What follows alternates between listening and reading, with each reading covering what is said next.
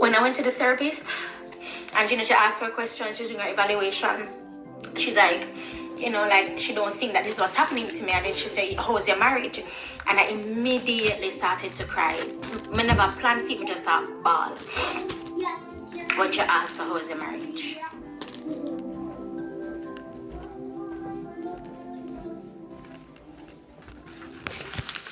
If you're going through the same thing right now, it is not going to get easier.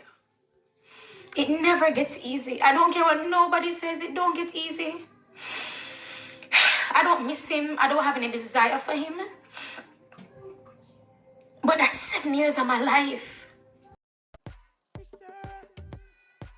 Yeah. Landy's representing. All right. Welcome, one and all. So I made a post on my Lyric Works Out page, and I said, ask me anything. And boy, did you guys ask. Most about fitness and stuff. And I expected some out there question, because I have men on there saying, I expected, some man type questions. But a lot of you asked about my relationship with my husband. And I say husband because we are no longer together. Now it sounds funny, but we're no longer together. We're separated. We have been now for almost 3 months. And I knew I had to talk about it, but I had to wait to talk about it. It's a very emotional topic.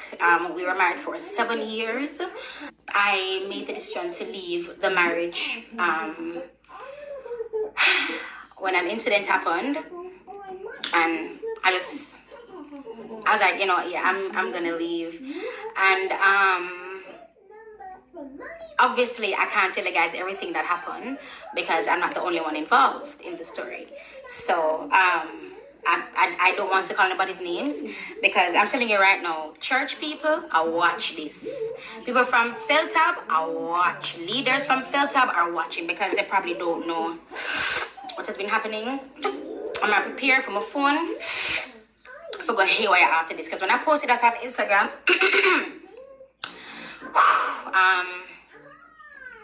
my DMs went crazy. People thought I was lying, that I know it's some clickbait type stuff. I was like, okay.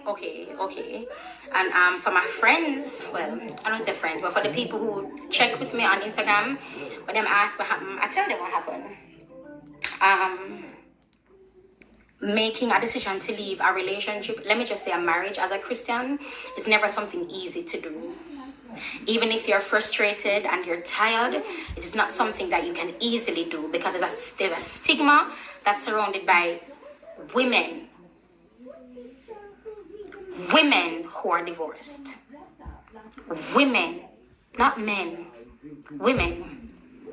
And in this time, I don't even feel protected by the church anymore. I'm no longer attending the Portmore Fellowship Tabernacle branch. I'm no longer on any worship team. And this video it's going to be me, raw and authentic, speaking to you and trying my best to stay composed. I'm in a new home, obviously, prima bed, new home. And it's scary because I have to start life all over again. I'm 34. I've never had my own room. I've never lived on my own before, and I'm doing it with 2 children. Now, Christians would say, oh my God, pray for your marriage. Oh my God, and I'm praying for this, I'm praying for that. And that pisses me off. Let me explain to you why. Because Christians should at least be Christians and understand and just don't talk out your, an area that you shouldn't speak out of. But speak with sense, like as them say, make God guide you, make the Holy Spirit guide you. You don't do that. The minute you hear a Christian is separated, I'm going to pray for reconciliation. I do not desire for reconciliation. That's not my desire. Mom, I want to that is not my desire. Reconciliation is not my desire. It's a funny one. When I got married, I never got married with the intentions of getting a divorce.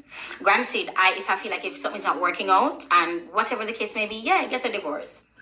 But me, I never had divorce. Like, put it on the back of my head, because if the wife ever miss himself, I got toodles. That was never in the back of my mind. Right now, I have to start over life completely. Completely. I mean, I have to buy fork and spoon. I have to start over everything completely. But I'm not the type to stay in a certain situation and continue to be subjected how I was and then stay. It had gotten to a point where I had to see a therapist because I thought I was either bipolar or schizophrenic. The 7 years of my life, it had gotten to the point where, and I can only talk about me because I say other people are involved, I'm not calling nobody name, but them know themselves and them are watch the video here.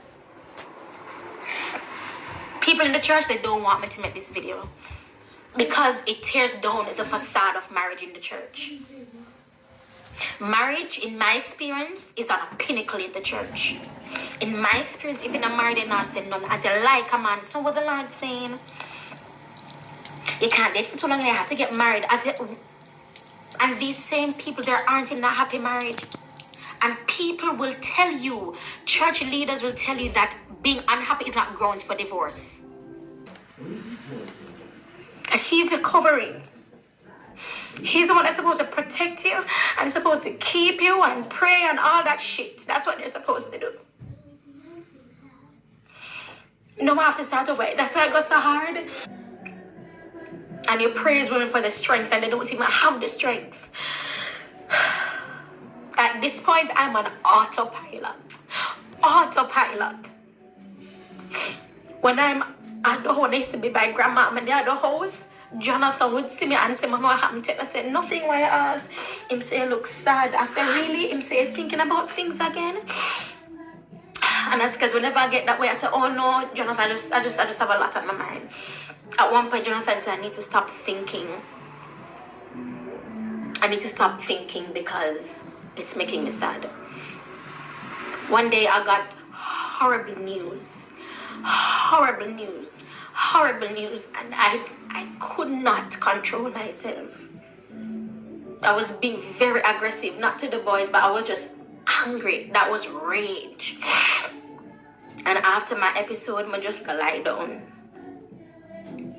Jonathan came in the room and just kissed me. Jalil came in the room and just hugged me. And if I did not have those boys,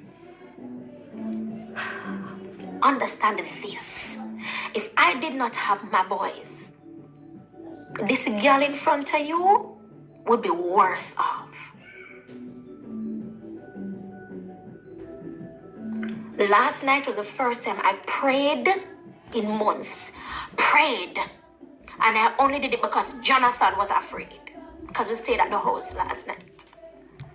I only did it because my son was afraid. Not because I wanted to.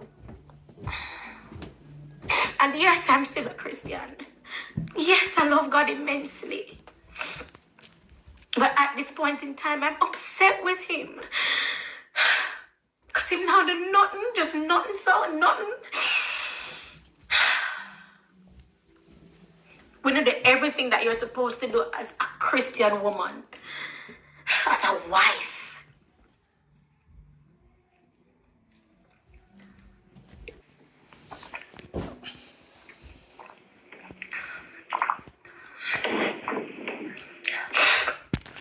There is no grounds for reconciliation.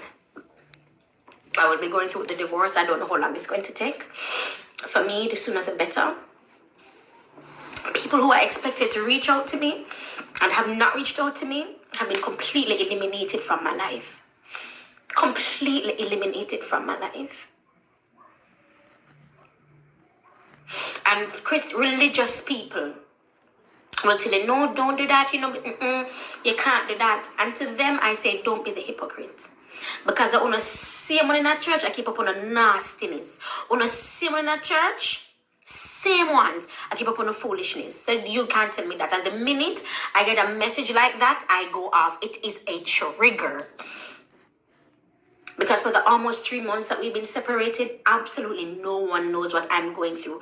Mentally, it's a battle every single day. I'm forgetting conversations I've had a couple seconds ago. Forget like it never happened. Completely missed my mind. Every day I post because I have to post to make money. I can't. It's like I can't even rest. Even if I want to go to a hotel, I'm thinking content. So my body have to be in a certain way. So I have to go on a diet, even to go to rest. I have to think, how can I get a product shot for TLC or pour me, even while I'm resting. I have not rested. I have not mourned how I should have. I have not expressed myself how I should have. And Christians are gonna have a problem because I pierced my belly button.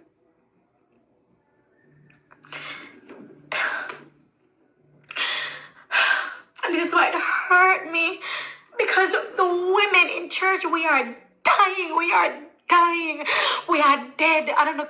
My belly button, clown, idiot. My belly button.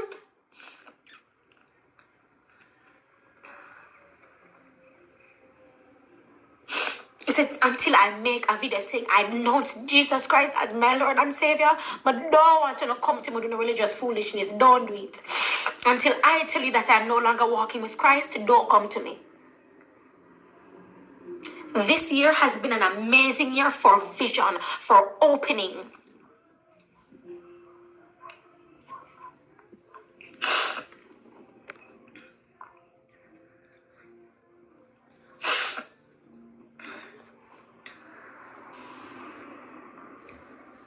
The hardest thing right now is just preserving my mental health and preserving my peace, because I recognize that different things trigger me and I didn't know that could happen. All my life, I've been really, really sheltered. And the people who are reaching out to me now, checking on me, I love you guys so much and it means so much to me. Because for the amount of friend them with me have,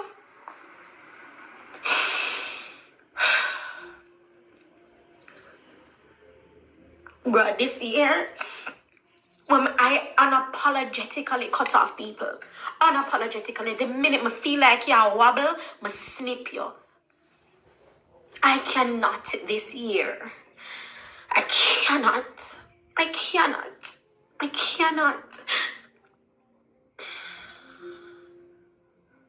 Sometimes I meet man at the gym and me I work out and me I go hard. And it's like a thought comes to me. And it's like I'm done for the day. I forgot something go cry. I forgot the bathroom go cry. I forgot something go cry when nobody not can hear me. Because I'm triggered. I never know say like that would trigger me. Like I just don't know.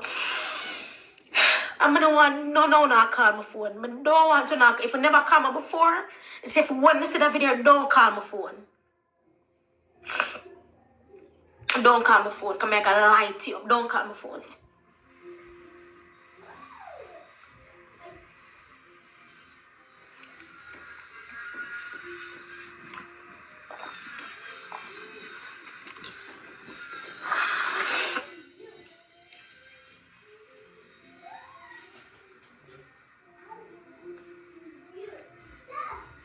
Uncle Al and Auntie Marlette check up on me. Auntie Monique check up on me too one time.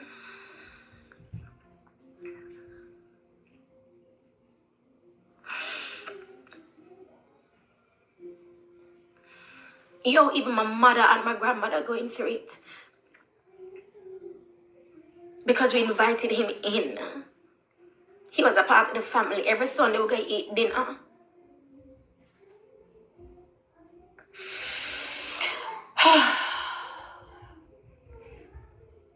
Even forget the house now because it's a rental. I'm a TLC money help me forget this. My TLC money. My TLC money help me buy this. My TLC money and my mother help me. I don't know if I'm saying too much because I know people just watching because them fast and them have a screenshot of me, I do screen record them, I do put in a them group, put it everywhere, saying hey, everybody, and people would not want this shit for me because me say girl wanna show me I go through, them things that everything 100%. I've never been one to lie to you guys, my audience, and I've never been one to put on a facade. Never. Ever.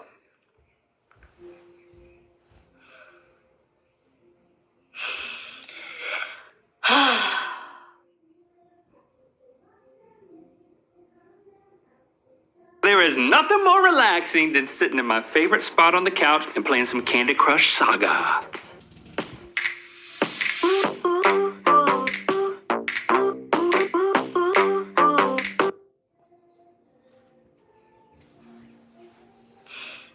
Yo, if you want to base your idea of love and relationship and marriage on a relationship, then that's bullshit. Don't do that. Go through your own experiences. And church people quick for come call my mother name about family curse because she was divorced. You know, quick for do that shit, but don't do it. And if you're not gonna do it, come say it to my face. Come say it to my face. Because I will answer you. You have no right. You have no authority. The same blood when you use and break it on my wedding day is the same blood we're active. So why all of a sudden is a family curse? You see, no.